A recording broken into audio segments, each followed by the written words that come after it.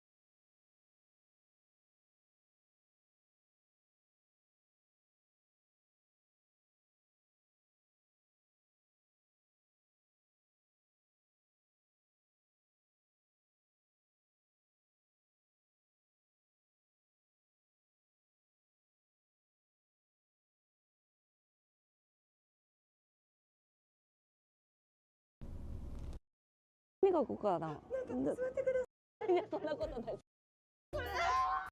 してもない。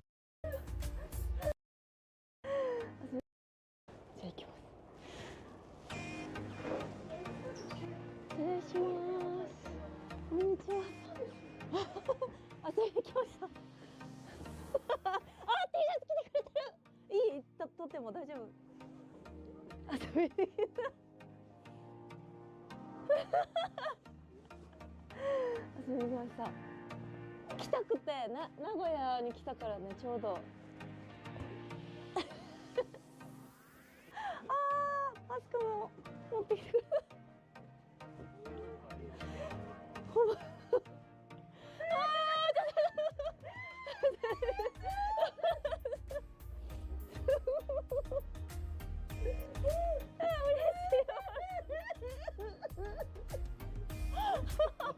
嬉しい、こんな喜んでくれるなんて。いや、遊びに来たいなと思ってて、いや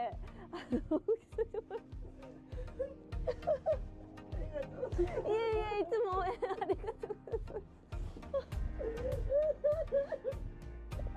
急にちょっと知ってる。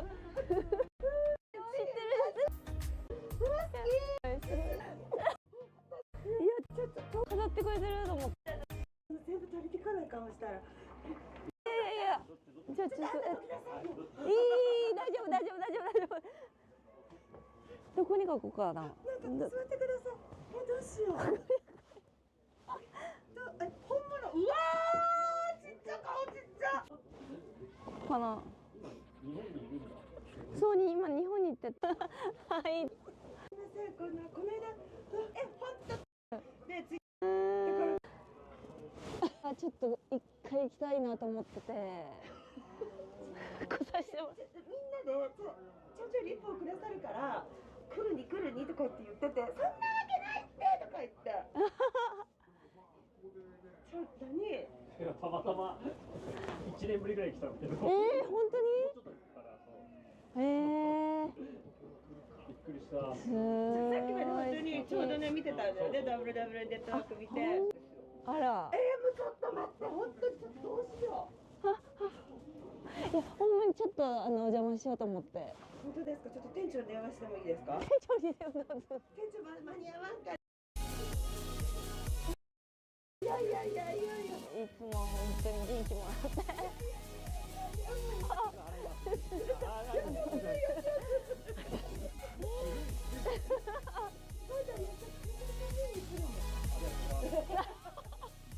じゃあすみません、ありがとうございます。ごちそうさまでした。はい。はい。そこまでも本当に嬉しかったです。ほんまに。名古屋じゃなくても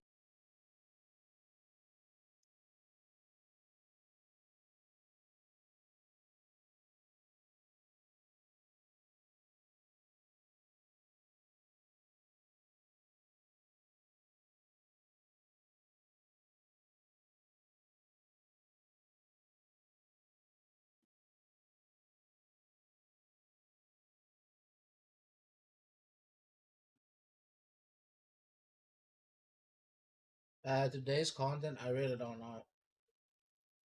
I really don't know.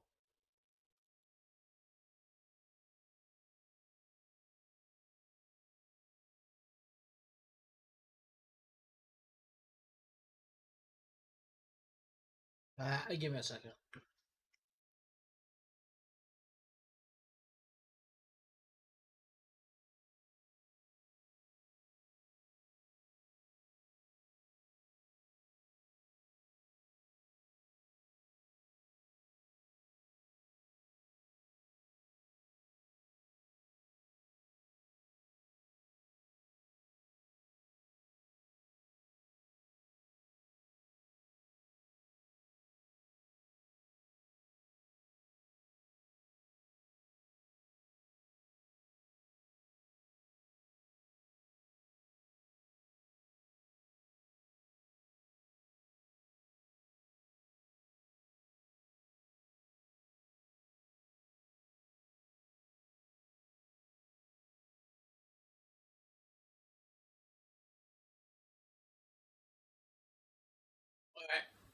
Alright. And what is today's content? Good question.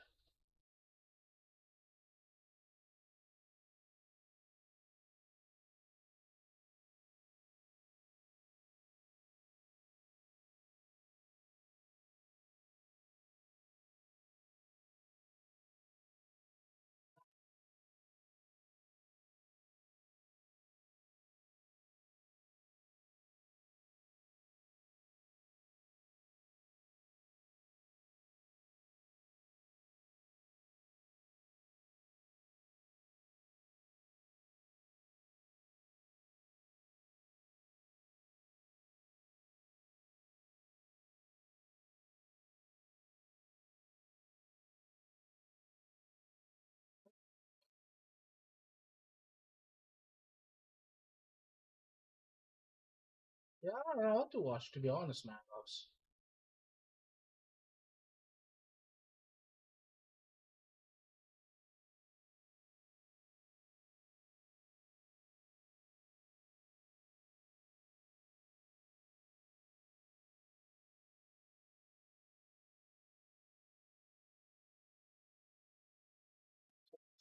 Look at this.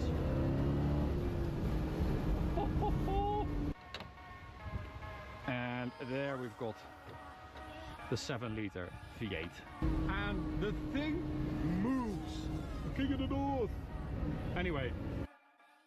What's up, ladies and gentlemen, and welcome to this POV review by Autotop NL. My name is Max, and today you join me in the north of the Netherlands, in Friesland, because we have come to pedal to the metal, muscle cars and classics. This is a company that up until recently we hadn't heard of, and this L71 is probably the... It's very doable. It's still doable, and I was not really expecting that. Beautiful gauges in front of me there. That is just absolute car porn, and the 4-speed manual. Everything looks really, really good. Look at that. All the chrome and the trim and stuff, everything. Yeah, it's a nice car. This has been done really, really well. Little Corvette Stingray logo there as well. And well, let's start it up. We've got some luggage space back here. You don't have a tailgate, so it's just, you know, you just throw everything over those seats and then you're good to go.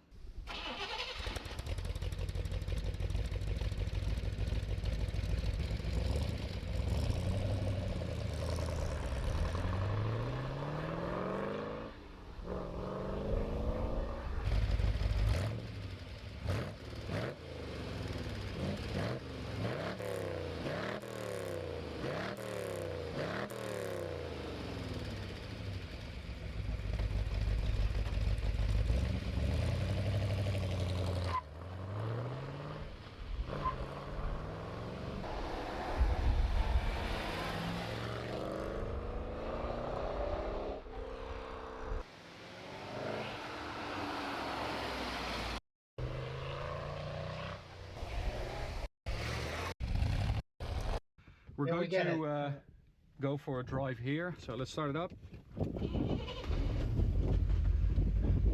And I I just love this. I love the vibe. I love the atmosphere. We've got a belt right here, so just click that in, tighten that up. Not sure how much that's going to do, but we'll see. We're not going to do anything crazy anyway. So 4-speed manual gearbox, as I said, and I forgot about this. So this is the FM radio instruction, which is like also the way it used to be from the factory, which is really cool. You don't have mirrors really, so not that one. We have one, and we've got this gorgeous clock as the car Can you leans. fucking drive? However, it's not as bad as I was expecting. Of course, the steering is super indirect, but and it also moves under throttle. We've driven a Stingray before, and it was similar. The experience is just, it's so raw and so unfiltered. I love that.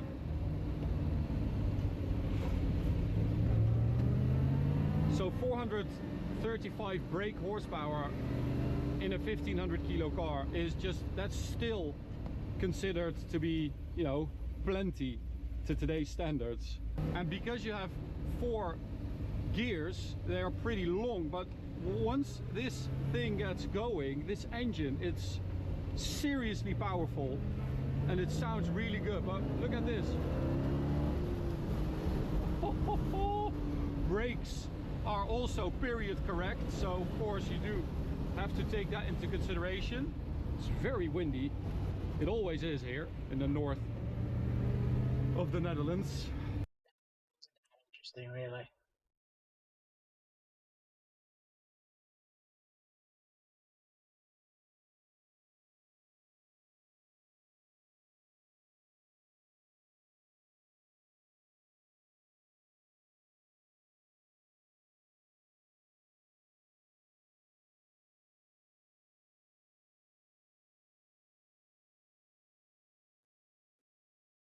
Two things. Oh yeah, you really like fucking cars now.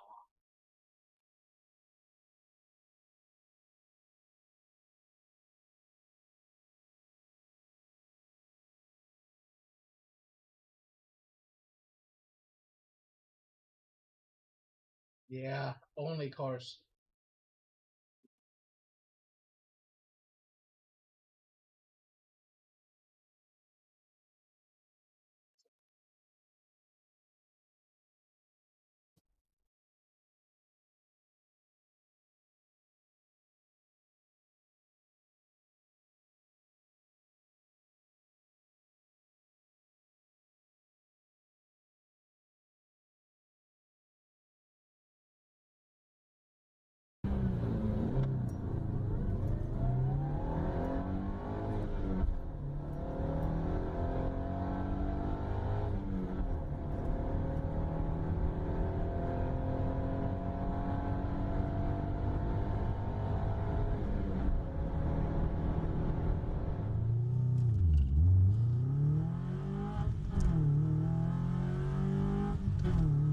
Oh, that car is so beautiful.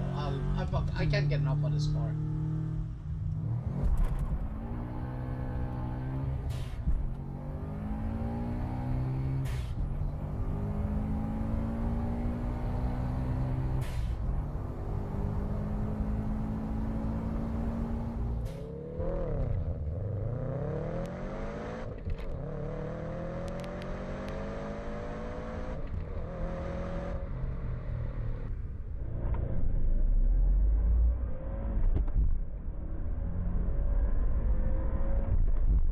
Car, this is an ugly car. Why would they make it so ugly?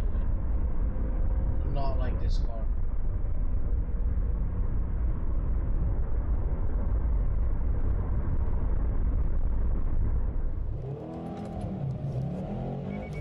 Look how big it is now. Look how ginormous and ugly it is. Oh, you know, look how huge and ugly.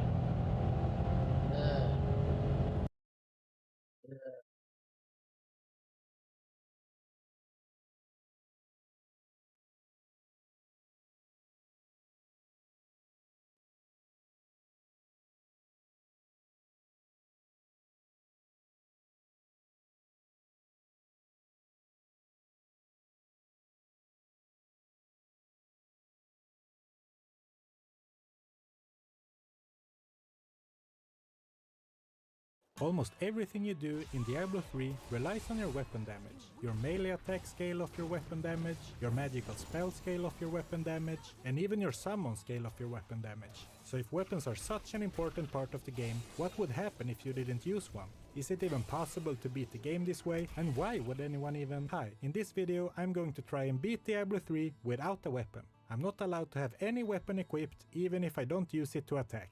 Offhand equipment that add to your base damage are kind of weapons to me, so they are not allowed either. Shields are fine though.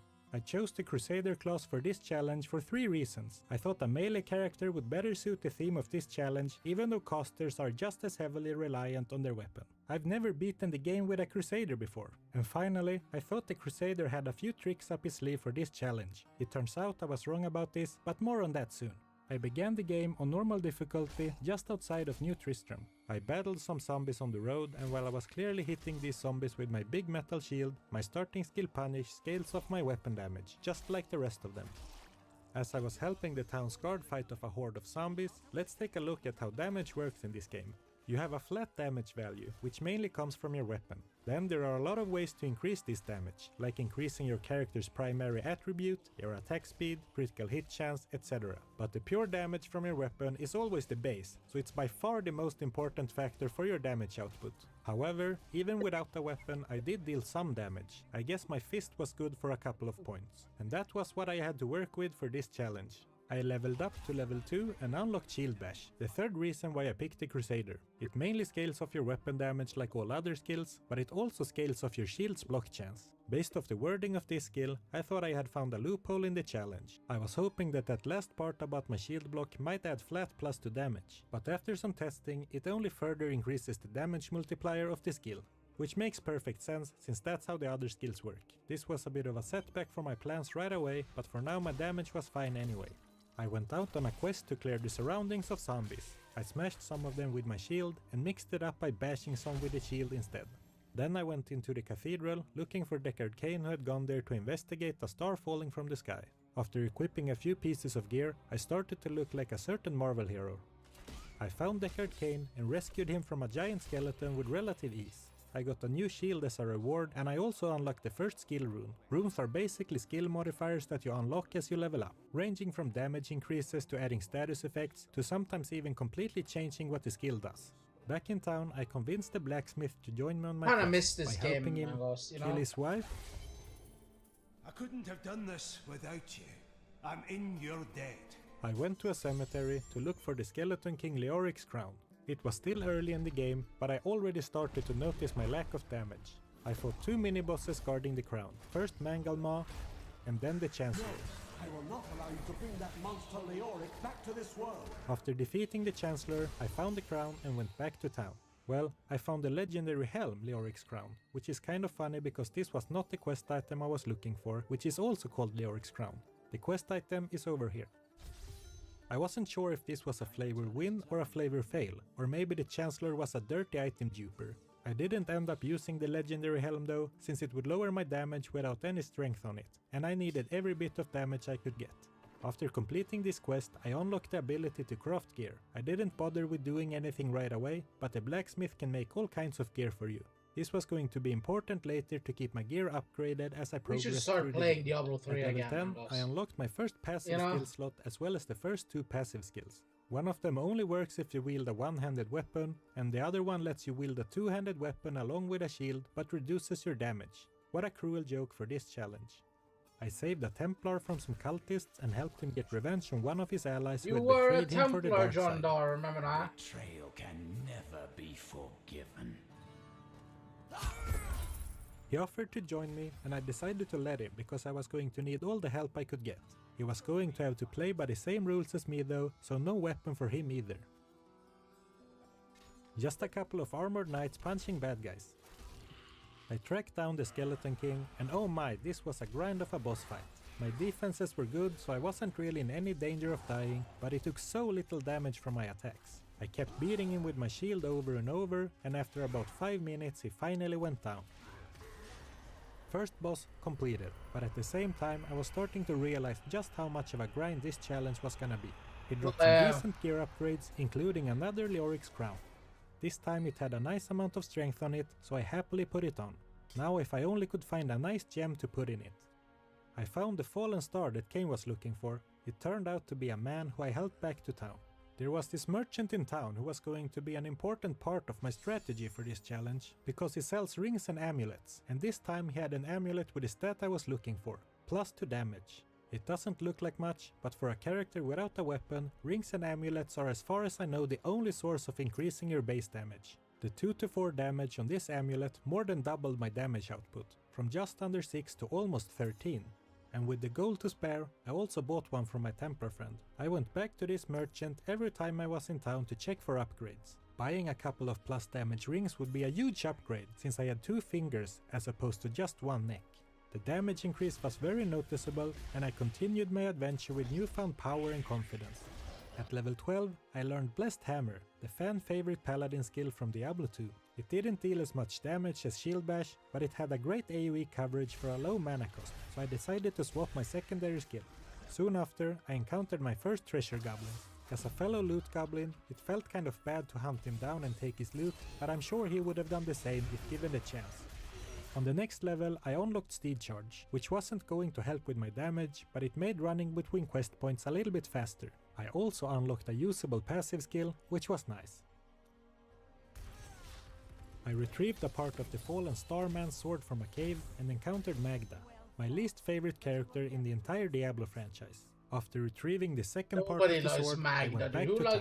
Then there was a cutscene. Basically, Deckard Cain goes to live on a farm in the countryside where he's happy and lives forever. He was definitely not killed off by an annoying butterfly demon from Hell's Middle Management. Surely Blizzard wouldn't do that, not to the most iconic character of the entire franchise.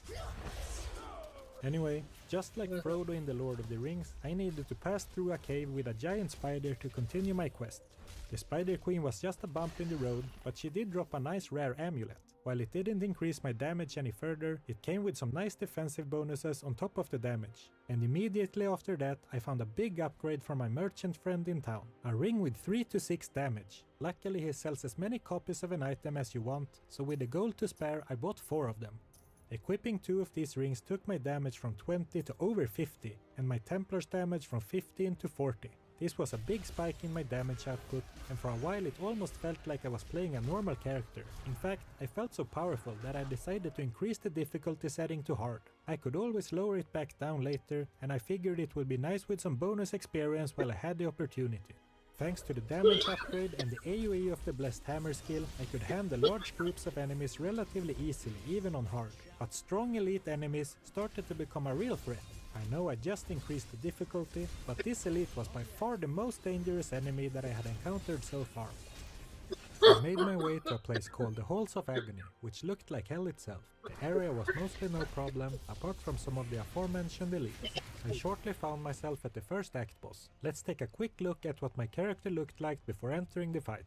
I was still using Punish since it was the best single target primary attack I had, with a rune which increased my attack speed when blocking. As a secondary attack I was using Blessed Hammer. Though this was mainly for dealing with big groups of enemies, I decided to keep it since I didn't feel like changing my build too much. I also thought it would be useful to have a range attack for the fight. I was using Steed Charge for mobility and Taunt as a way to regenerate my mana.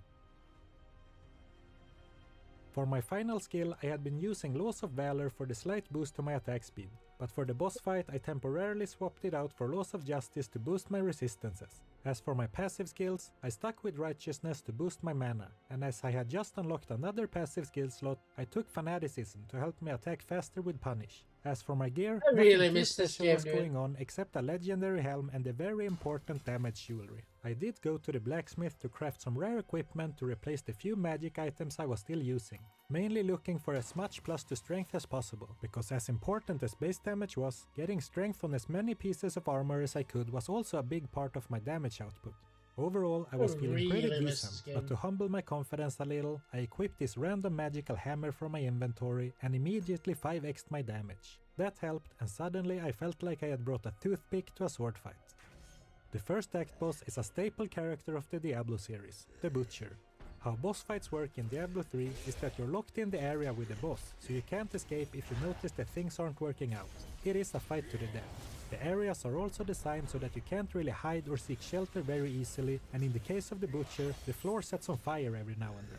I had intended to lower the difficulty back to normal before the butcher fight, but I forgot.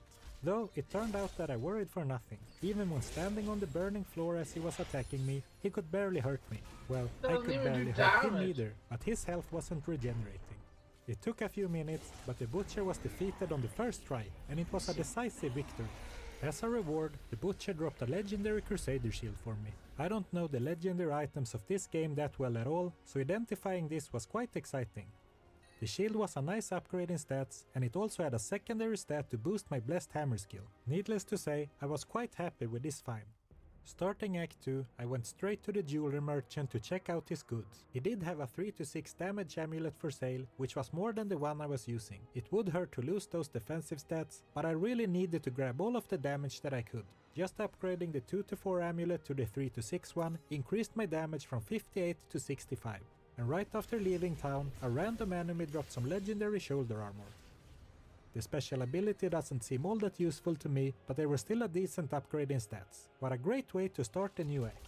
The first part of Act 2 takes place in the desert, and it was pretty easy. My primary attack was starting to feel a bit weak, but thanks to my new legendary shield, Blessed Hammer let me keep up even on hard difficulty. I'm no expert on the finer details of the damage calculation in Diablo 3, but I knew this kind of legendary effect on gear was super powerful, since it multiplies my total damage output when using the skill. My adventures in the desert eventually led me to a boss fight, and I got the chance to take revenge on Magda. I then went into the sewers under the city to rescue the witch Adria. As I defeated the enemies guarding her, I unlocked 2 new skills which I will be using. Akarat's champion has a very long cooldown, but gives you a big boost in power on demand for a limited time. I also unlocked the indestructible passive, which acts almost like an extra life that triggers automatically if you would take fatal damage. Back in town, I found a ring with 4 to 8 damage at the merchant. I wasn't even aware that you could buy rings with this much damage on them at this point in the game, so I was pleasantly surprised. Upgrading my 2 rings took my damage from 72 all the way to 88. I then went into the Oasis on a quest to revive a dead guy named Sultan Kul. I quite like Act 2 actually, and though there was a decent variety in enemies and areas, not much interesting was happening for a while. At level 27, I unlocked a new passive skill. I didn't like giving up the extra life, but I was not in a position to pass up on any extra damage, and righteousness was an important part of my hammer spamming strategy. The passive claimed to increase my damage by 10%, Man, I really and it want to play Diablo now. Additional healing was also appealing, but at the moment I was not dealing holy damage with any of my skills. After summoning the ghost of Sultan Kul, he didn't try to hide his villainous character. You were treacherous before. How do I know you won't be an even greater threat once you've been fully revived? You don't. So you must ask yourself, how much would you risk to save this wretched world? But we needed his help, so I decided to trust him. Before I left town again, I went to salvage my loot for crafting materials when I noticed that I had found an amulet with more damage and strength. Thanks to this, as well as several other gear upgrades giving me a lot more strength, I had almost doubled my damage already since starting Act 2. That was way better than I had expected for this point in the game. Still not good by any normal measures, but good enough to make me increase the difficulty another step to expert. I was expecting to hit a wall sooner or later, and I thought why not maximize the experience gain while the game was still progressing at a decent pace. I was helping Sultan Kul find his body, all in a day's work, when I found more legendary loot. This time it was a pair of bracers, and it turned out to be another legendary piece of armor that boosted my Blessed Hammer skill. A great find, and quite lucky I have to say, considering 2 of the 5 legendaries I've found so far had special abilities tied to a skill that I was already using. I did not realize it yet, but this in combination with my shield would turn out to be extremely potent. After collecting bits and pieces of Sultan Kul, we were able to resurrect him, and to the surprise of no one, he tried to bribe me with power to join him and then betrayed me when I refused. Thanks to my new legendary, I could spam Blessed Hammers all fight long, and I defeated him without much trouble. I was honestly surprised with how good my damage was without a weapon. Anyway, with the Black Soulstone secured, it was time to hunt down the Primevals, starting with the boss of Act 2, Belial. Before going into the fight, I crafted some new gear to replace some of the armor pieces that had not been upgraded in a while. The blacksmith kept being an invaluable asset for this challenge. For skills, I was still using Punish as my primary skill, even though I was using it less and less thanks to the legendary bracers allowing me to spam Blessed Hammer a lot more frequently, and I just unlocked a new rune for the skill which increased both the damage and the range. It also turned the damage type into Holy, which synergized well with the Holy Cause passive.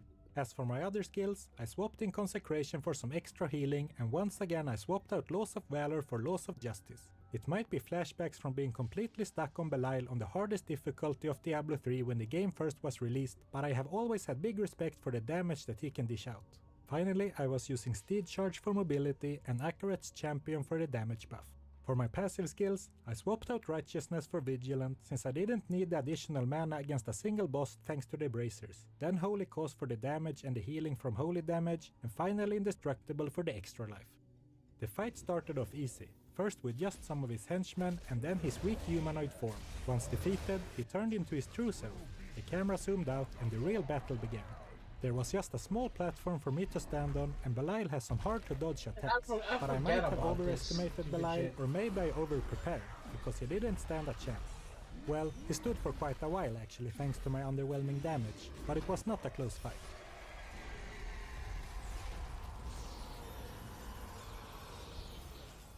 I really want to play Diablo. Oh.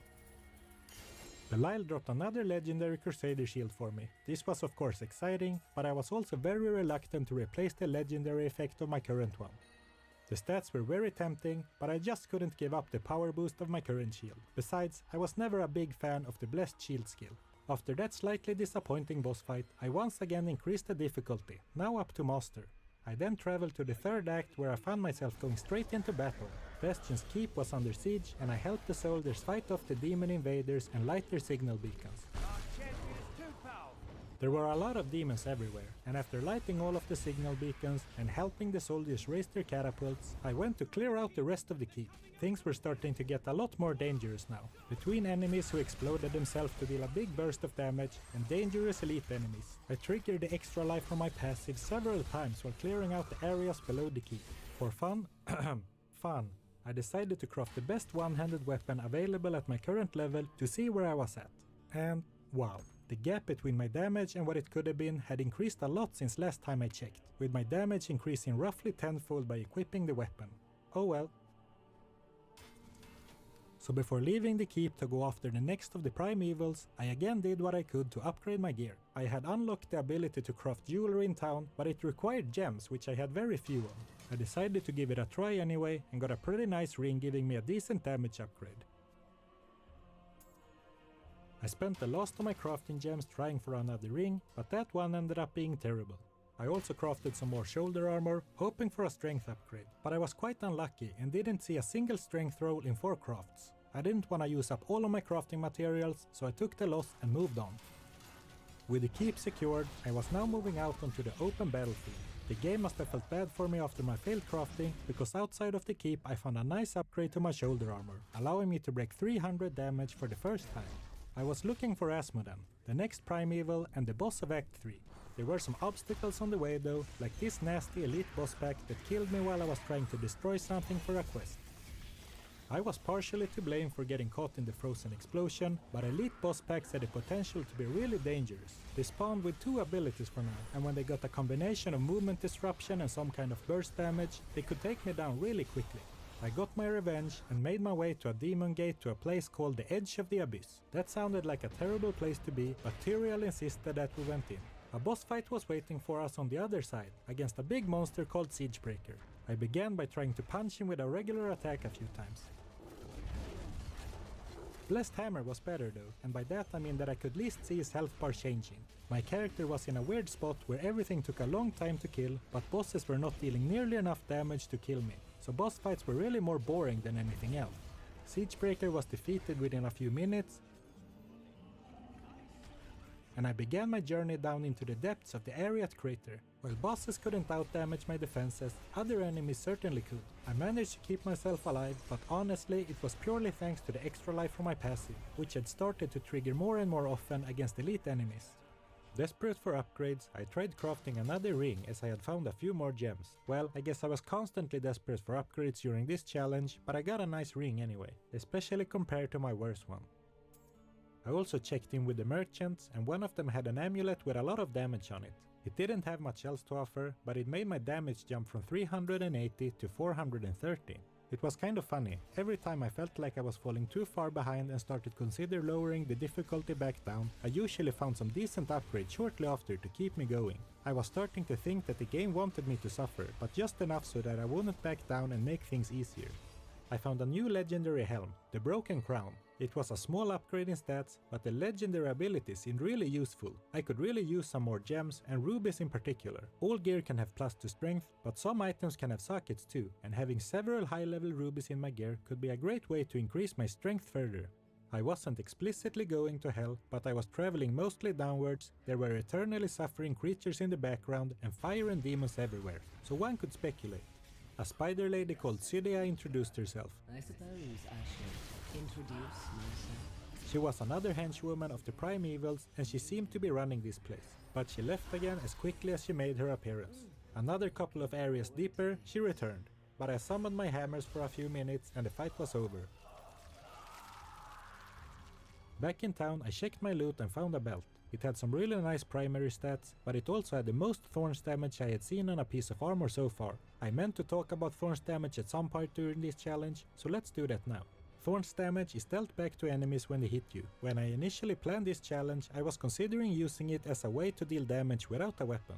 The issue I found was that thorns damage you can find on gear early on is so low, and it's also quite rare compared to stats. The most accessible form is from socketing a topaz gem in your weapon, but that obviously doesn't work for this challenge. However, if I was going to start seeing thorns damage over 100 as a secondary stat on armor, it was certainly more appealing. The Crusader even has a passive which boosts your thorns damage by 50%, as well as some other skill runes that used thorns damage. I wasn't sure how commonly I was going to be seeing it going forward, but as I was not too far off unlocking the passive I mentioned earlier, I was going to keep an extra eye out for it.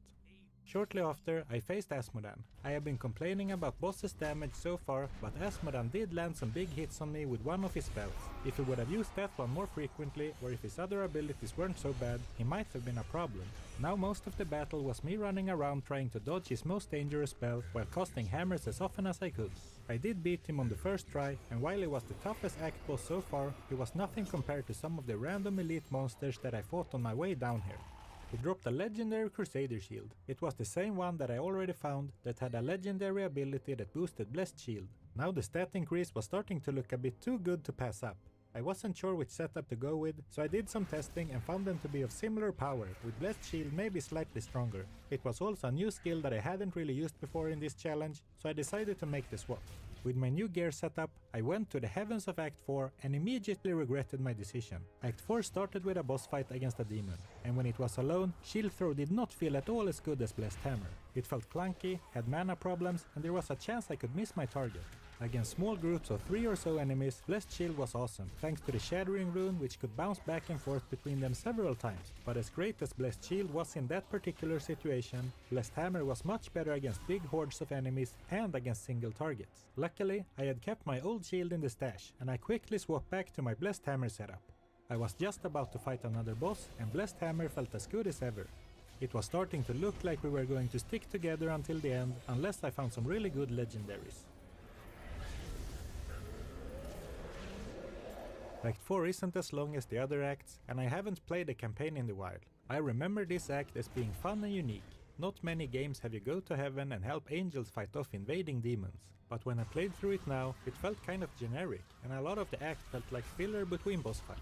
This doesn't mean it was easy though. Elite monsters could now spawn with up to 3 abilities, and I ran into some really difficult ones. Like this one that I had to kite in circles for 3 minutes because I couldn't tank their damage for more than a couple of seconds, or these ones that covered the entire floor in poisonous goo and then cloned themselves to make the fight 20 against 1. This was another big advantage of Blessed Hammer, as I could focus my attention on dodging enemy attacks while throwing out hammers randomly and they would eventually hit something. Next I fought this demon making a reappearance from Diablo 2, the infamous Isuel. He was very tanky as expected, and he had an unavoidable freezing attack. He just lacked the damage to take advantage of his unfair crowd control. It did take me almost 5 minutes to kill him though. Since it took so long, and since I was approaching the end of the act, after the fight I equipped a pretty good looking weapon that he dropped. and it skyrocketed my damage from 500 to over 9000, and that was with an empty socket, and gems can really boost your damage when socketed into weapons. I really don't know why I kept doing that to myself.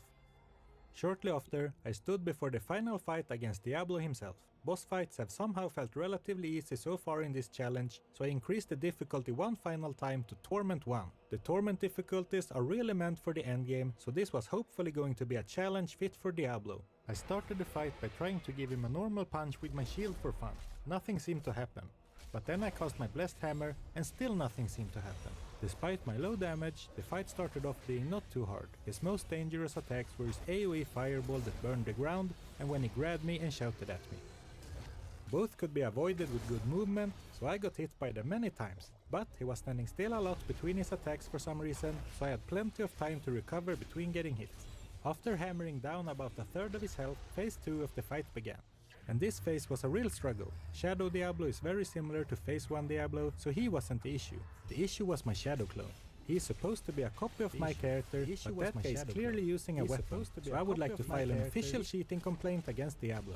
The added damage from the clone is one thing, but what nearly killed me several times was when he cast Shield Glare to blind me. While I was blinded, I could not attack or move, so the two shadows could create a devastating combo together where the clone would blind me just as Diablo used his fireball attack, so I couldn't move away from the fire. This triggered my indestructible passive multiple times, and every time it did I tried to keep out of danger while the passive was on cooldown. Diablo could teleport and the clone could charge me with his shield, so I could not completely avoid combat, and I got really close to dying a few times while my passive was on cooldown. This fight was super intense, which was just what I wanted from Diablo.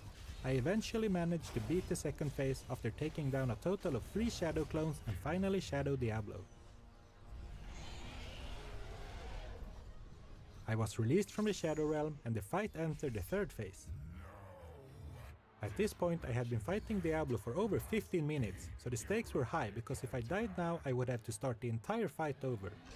There were no more Crusader clones to mess with the control of my character, but Diablo himself had become much more dangerous. He used his fireball attack much more often, and he could now use his iconic lightning hose attack, and that one really hurt if I got caught in it.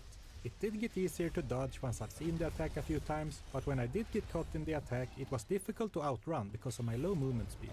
The healing from Consecration, the added resist from Laws of Justice, and the panic escape button of Steed Charge all came to prove extremely useful in this fight. And of course the indestructible passive, which saved me a couple of times in the third phase as well. While the last phase started off really chaotic and with some close calls, once I got familiar with his attack patterns my confidence grew stronger, and eventually it was just a matter of time and not messing up. The end of the fight was not as intense as phase 2, but it was a real grind. After a total of almost half an hour, I finally defeated Diablo. This was a real challenge with several close calls. He did drop a legendary for me. Unfortunately it was a weapon, but I didn't care as much about the loot as the game was over. Oh right, Act 5. I'm kidding of course, I hadn't forgotten about the expansion act. I have only played through it once or twice though, so I was not very familiar with it. I do remember it being much longer and harder than the other acts though, which makes sense since it's basically a whole expansion crammed into a single act. As much fun as I was having with this challenge, it had gone on for quite some time already, so for the last act I lowered the difficulty all the way back down to normal. My intention from the start was to do the whole playthrough on normal. I honestly never expected to be able to do so well on the higher difficulties. Act 5 has a lot of content. The gist of the story is that there's a new bad guy in town, the corrupted angel Malthael, who stole the Black Soul Stone in which we trapped all of the primevals that we defeated in the base game, so now we have to hunt him down and take back the Soul Stone. Since finding the broken crown, I had now acquired a decent pile of rubies. In fact, I now had enough to fill 5 sockets in my body armor and pants with the highest rubies I could make. In order to make even higher gems, I would need to upgrade the jeweler, and that requires an item called Death's Breath, and as far as I know that is only available in the endgame after completing the campaign. Still, 58 strength per gem was nothing to sneeze at. The act began with a quest to save the town of Westmarch, which was being corrupted by Malthael and his angels, turning the townsfolk into monsters. I encountered the first mini-boss of the act, who was quite easy, or well, the game felt like it was easy considering I didn't have a weapon, but it was still my legendary shield carrying me. I did a quick comparison against some zombies, and my Blessed Hammer dealt a lot of damage for just 10 mana. These were just trash mobs, but 2 to 3 hits wasn't awful. Then I swapped skill to Shield Bash with a rune that gives it a huge damage multiplier, much bigger than my Blessed Hammer. And this is what fighting trash mobs might have looked like if I hadn't found that shield. It would have driven me insane. And then I was faced with a proper boss fight. The demon Yusrael, who was the last order of business to save the town for now. I really liked this boss fight. A demon shooting you with a hand cannon felt a bit out of place in the Diablo universe, but I like it. It's a unique and fun fight. After I defeated the gun demon, I went into a swamp to look for some quest items. I honestly wasn't paying much attention to the story. I did however pay attention to all the loot I could get my hands on, like this legendary belt drop. The legendary ability didn't seem that useful for this character, but a legendary is always nice. I then found a really nice amulet. It had more damage and some other damage boosting stats too. Equipping it increased my damage by over 100. Then I had to restart my game because somehow a notification that I destroyed some clay pots got stuck on my interface. Then it was time to fight Adria, who had turned into a demon. If you haven't played this game, you might be confused as I haven't really explained the story very well. Adria was working for Diablo the entire time and she betrayed us between Act 3 and 4 when she helped set Diablo free. For a moment I almost forgot that I had set the difficulty back to normal because she was soaking up a lot of my damage. I defeated her after a few minutes of hammer spam, got no good drops and went back to town. My quest then took me back to heaven, where angels were fighting demons once again. I met up with the angel Inarius, who proved to be absolutely overpowered, but he only helped out when he felt like it. While helping the angel fight off some demons, I found a legendary Crusader shield. The legendary skill didn't seem too useful to me, but the stats were mouth-watering. However, I was not giving up my current shield for almost anything at this point. I fought a bunch of demons on top of a battering ram while it was breaching a gate. I didn't remember this part of the game at all, but it was a cool little sequence. The ram eventually breached the gate and I entered the Pandemonium Fortress. I have been skipping ahead a fair bit in Act 5 and I'm doing it again, since the Pandemonium Fortress was just a bunch of enemies in a maze with a tedious amount of backtracking on narrow platforms. A few levels down into the fortress, it was time to face the final boss of the expansion. I did the fight on normal difficulty, but even then it was a challenge. He could tank my attacks really well and deal a lot of damage back to me in bursts if I wasn't careful. The first phase didn't require too much thinking on my part, except dodging his orbiting skull attacks. Those hurt a lot. In phase 2 he has some more dangerous attacks, but I managed to keep out of harm's way for the most part. The reason I didn't increase the difficulty like I did with Diablo is because I think the Malthael fight is bullshit. Maybe I'm just getting old and slow, but he doesn't telegraph most of his attacks far enough in advance. He dashes across the battlefield in an instant and the fighting area is too small. But I eventually conquered phase 2 as well and defeated the final boss of Diablo 3. He dropped a legendary mace, which looked really strong compared to what else I had found recently, so one last time I decided to see how far behind my damage actually was, and equipping this increased my damage almost 30 times. Once victory was assured, Tyrael finally sent me back to the main menu. Thank you for watching. If you enjoyed this video, here's another one where I try to beat Diablo 2 with only poison damage. And I mean only poison damage, so getting anything done at level 1 was a challenge. But